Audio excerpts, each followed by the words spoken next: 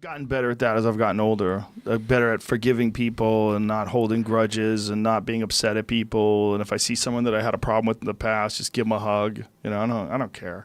Yeah, you know, I think it's not healthy to carry around grudges. And it make you feel good sometimes too. Yeah, it feels real good. And it feels real bad to keep that hate and anger inside of you. It festers away and you think of, well, if he says this, then I'm going to say that. And fuck him. And he shouldn't have done this. Well, I shouldn't have done that. But yeah, but I only did that because he did this. You know, you have these little stupid arguments in your head instead of just saying hi and just being friendly or saying you're sorry or saying, hey, man, I don't have a problem with you. There's a guy that a few years ago, I drove my car on the street in Montreal. It's like in the evening. I see a tall guy coming at me, and he begged for money. Put down my window. This guy, I swear it's true story. He's the guy that used to bully me in school. Whoa. I say, I don't want to say his name, but I say, hey, wait a second. I park my car. Park the car. Go talk to him. I say, what the hell you doing here, man? He's like, and he thought I would be angry because when he see me, he saw his reaction, like shoot, like now I'm world champion, you know, right. Like I can beat him up, you know. Right. Back in the day, he was like 3 years older than me, was bigger, he was beating me up in the bus, this guy. Now he see me, he's like kind of a scare. I get out of my car, he don't know if he should run or not. So I go to him, I say, what you do here, man? He's like, he's like, yeah, I know, but things doesn't go well for me, you know. I'm like, I was like, all right. It's like, man, you're a tall guy, you're good looking. It's like, what you doing here, man? It's like, I give him what I have left on me, you know? Like, I don't remember, like 100 something. You know? I give him, I say, get out of here, man. It's like, you're full of potential. It's like, get out of here, man. Like, when I was young, when I wanted to be like you're a tall guy, man. You're good looking. It's like, full of potential. So I shake his eyes, like, no problem. And then he say, thank you, George. You get out, then I don't hear about him. Few months later, I go to my parents' house for having dinner. Then my dad say, hey, you know who come to the house a few days ago? This guy. I'm like, yeah, I met him. He said, yeah, he said you met him in the street, but now he said he came to thank you. He wanted to talk to you, but I said, you don't live here, and I didn't want to give you a number. But he said, look, George, he talked to me. And he said he changed my life. Now I have a job and I feel good. I just want to say thank you to him. And it feels so good. Like, wow. Just when I met him and I didn't get angry at him, like, because it was still there. He did very bad stuff to me when I was young, but when I see him, it made me feel good, kind of a relief now. Yeah. And this guy, when I was young, he was beating me up in the bus all the time. He was ridiculizing me. I had like Adidas pants that you can tie it like this.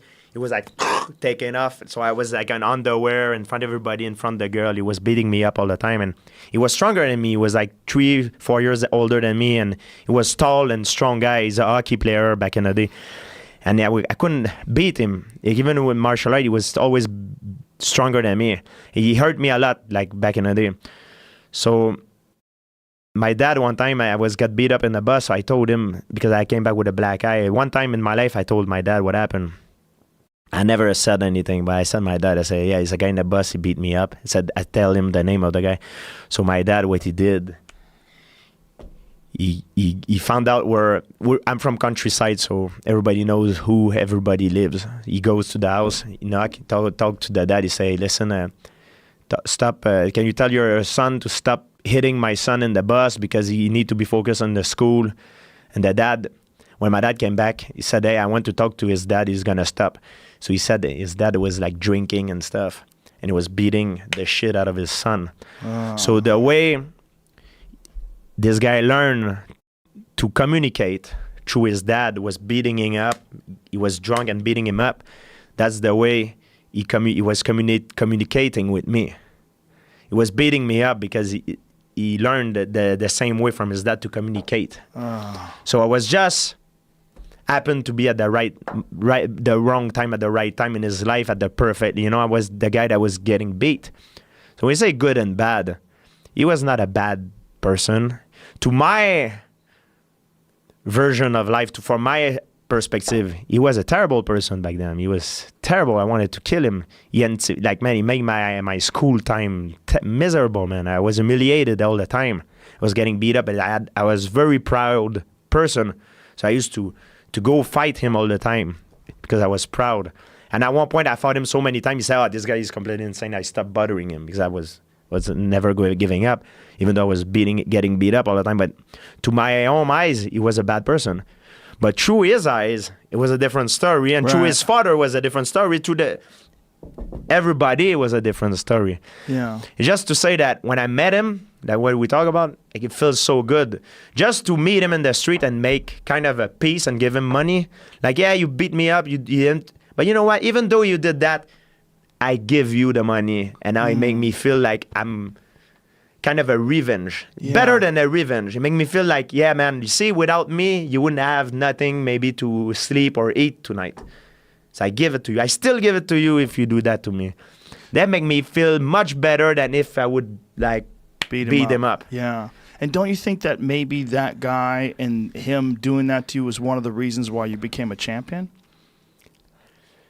Because you got into martial arts very heavily because of being bullied. Yeah, because I was beating up in school. Maybe it was. But he was not the only guy that was beating me up. All his friends. But he was kind of the guy that was all the girl liked, and he was like the taller, stronger guy. So he was kind of the alpha guy at the time. Maybe it was an influence. Like I said, I don't believe only one thing influenced me, but it's many things, many causes that make that happen. But maybe it's one of the cause. Yes. Yeah, that's crazy. I could be wrong. I could be right, but that's my philosophy in life. That's how I think. So everybody says, "Oh, George, you're a true martial artist. You're a good guy." I say, thank you. I don't have the time to explain to them everything I just told you. Right. But that's how I think. And when they say you're a good guy, I was like, thank you.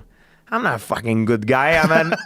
I'm me. I'm myself. I am the I am. But it makes me happy when people say that. But like, you are a good guy, and you try to be a good guy. I try to be, that's but who you are. Yeah, I try to be. That's who you are. I try to be good model, good role model. I think it's important for me.